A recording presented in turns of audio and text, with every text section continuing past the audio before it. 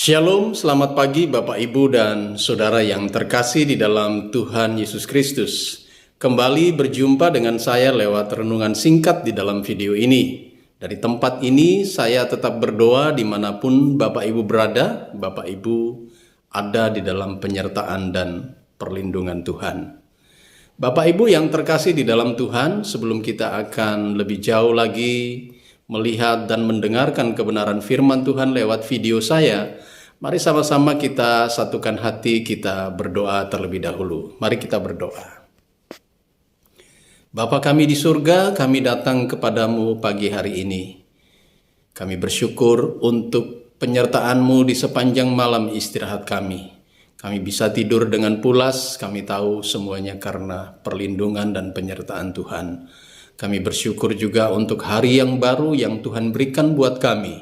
Bersyukur untuk nafas hidup, kesehatan, kekuatan yang Tuhan berikan di dalam tubuh kami. Bersyukur juga untuk rahmat Tuhan yang selalu baru setiap hari. Bapa, sebelum kami melakukan semua kegiatan kami di hari ini, kami rindu Engkau berbicara kepada kami lewat kebenaran firman-Mu. Tuhan, mari urapi kami yang mendengar firman-Mu. Mari urapi hamba juga yang akan menyampaikan firman ini. Biarlah firman ini menuntun kehidupan kami, menegur kami, memberi nasihat kepada kami. Sehingga dalam kehidupan kami, baik hati dan pikiran kami, senantiasa diubahkan oleh kuasa firman-Mu. Semakin hari kami semakin disempurnakan di dalam Tuhan Yesus Kristus. Terima kasih banyak Bapa, kami bersyukur menyambut kebenaran firman di pagi hari ini. Di dalam nama Yesus kami berdoa. Haleluya. Amin.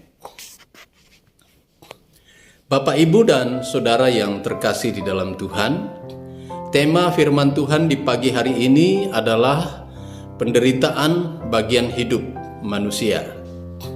Mari kita buka Alkitab kita akan baca dari Amsal pasal 18 ayatnya yang ke-14. Firman Tuhan berkata demikian, "Orang yang bersemangat dapat menanggung penderitaannya, tetapi siapa akan memulihkan semangat yang patah?" Bapak, Ibu, dan Saudara yang terkasih di dalam Tuhan, seandainya bisa, semua orang pasti ingin menghindar dan menjauhkan diri dari apa yang namanya penderitaan. Namun apa daya, mau tidak mau, suka tidak suka, kita harus menghadapi apa yang namanya penderitaan itu. Semua orang percaya, jemaat awam atau hamba Tuhan sekalipun, harus menghadapi penderitaan di sepanjang perjalanan hidupnya.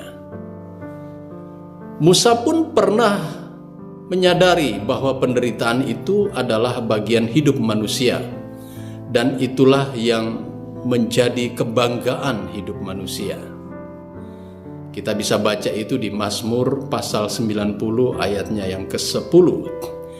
Bapak, Ibu, ketika penderitaan datang melanda, seringkali semangat hidup kita dalam menjalani aktivitas kehidupan sehari-hari bisa menjadi patah. Semakin kita tak punya semangat, semakin kita tidak berdaya. Namun saya mau katakan lewat firman Tuhan pagi hari ini, tetaplah bersemangat, sekalipun penderitaan yang kita alami itu terasa berat. Karena orang yang bersemangat dapat menanggung penderitaannya. Amsal pasal 18 ayat 14a. Di bagian lain firman Tuhan juga berkata demikian, "Jangan tawar hati, sebab jika engkau tawar hati, pada masa kesesakan kecillah kekuatanmu." Amsal pasal 24 ayatnya yang ke-10. Kita akan tetap bersemangat dan tidak tawar hati ketika kita hidup dekat dengan Tuhan. Seperti ranting melekat kepada pokok anggur, karena kita tahu bahwa Tuhan selalu siap menopang hidup kita. Mazmur pasal 89 ayatnya yang ke-14 berkata, "Punyamulah lengan yang perkasa, kuat tanganmu dan tinggi tangan kananmu." Bapak, Ibu yang terkasih di dalam Tuhan, orang percaya atau orang Kristen haruslah mampu melihat sisi positif di balik setiap penderitaan yang dialaminya. Ketahuilah bahwa penderitaan itu bukanlah akhir dari segala-galanya, tetapi penderitaan merupakan bagian yang tidak terpisahkan dari kehidupan orang yang percaya kepada Tuhan, di mana Tuhan seringkali memakai penderitaan ini sebagai cara untuk membentuk, memproses, dan mendewasakan iman kita. Percayalah Bapak Ibu, di balik penderitaan yang kita alami itu selalu ada rencana Tuhan yang indah. Kalau Tuhan izinkan penderitaan terjadi dalam hidup kita, percayalah, Ia pasti akan memberikan kepada kita jalan keluar, sehingga kita dapat menanggungnya. Itu bisa kita baca di 1 Korintus pasal 10 ayat 13. Sehingga segala perkara dapat kutanggung di dalam Dia yang memberi kekuatan kepadaku. Itu bisa kita baca di Filipi pasal 4 ayatnya yang ke-13. Satu hal lagi yang harus kita pahami Bapak Ibu, yaitu bahwa penderitaan yang kita alami di dunia ini sifatnya hanya untuk sementara, tidak akan pernah selama-lamanya. Jadi jangan pernah biarkan penderitaan itu menghancurkan hidup saudara dan saya. Lewat renungan singkat di dalam video ini, saya memberikan kesimpulan Bapak Ibu, bahwa selalu ada kebaikan di balik setiap penderitaan, karena Tuhan turut bekerja di dalam penderitaan kita. Dari saya, Richard Tahulending, biarlah renungan singkat lewat video ini terus menguatkan iman kita untuk kita tetap percaya, berharap, dan mengandalkan Dia.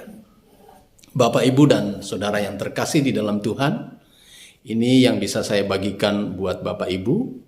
Saya berharap dimanapun Bapak Ibu berada, tetap semangat dalam melakukan seluruh aktivitas di sepanjang hari ini. Ada satu pujian dari saya, biarlah lewat pujian ini kita semua semakin bersemangat untuk mencari Tuhan. Dimanapun kita berada, kita tetap beribadah kepada Dia, kita tetap memiliki hati yang takut kepada Dia. Lewat pujian ini saya berharap kita semua diberkati.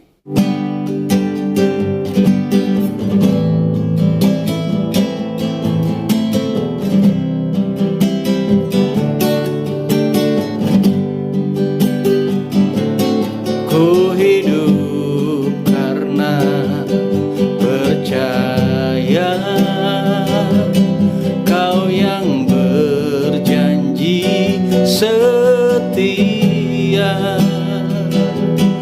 Pengharapanku selalu ada di dalam-Mu.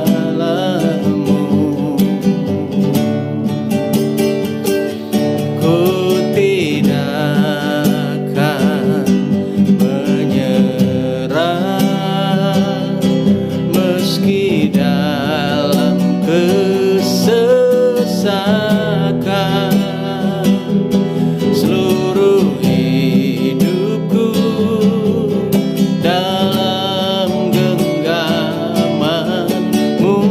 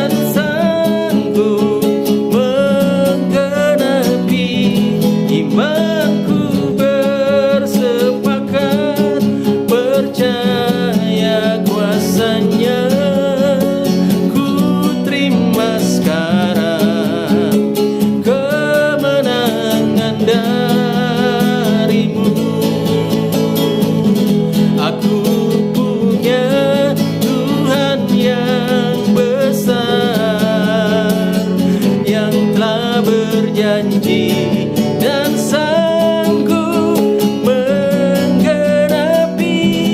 imanku, bersepakat percaya kuasanya. Ku terima sekarang kemenangan darimu. Ku terima sekarang kemenangan darimu. Haleluya.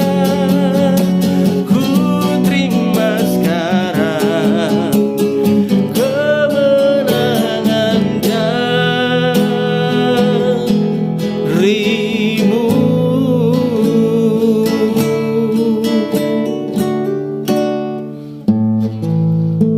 Demikian pujian dari saya, kiranya Tuhan terus menguatkan iman kita, kita semakin melangkah berjalan sesuai dengan terang firman Tuhan, hidup kita semakin menjadi berkat dimanapun kita berada. Dari saya, Richard Tahulending, selamat pagi dan Tuhan Yesus memberkati.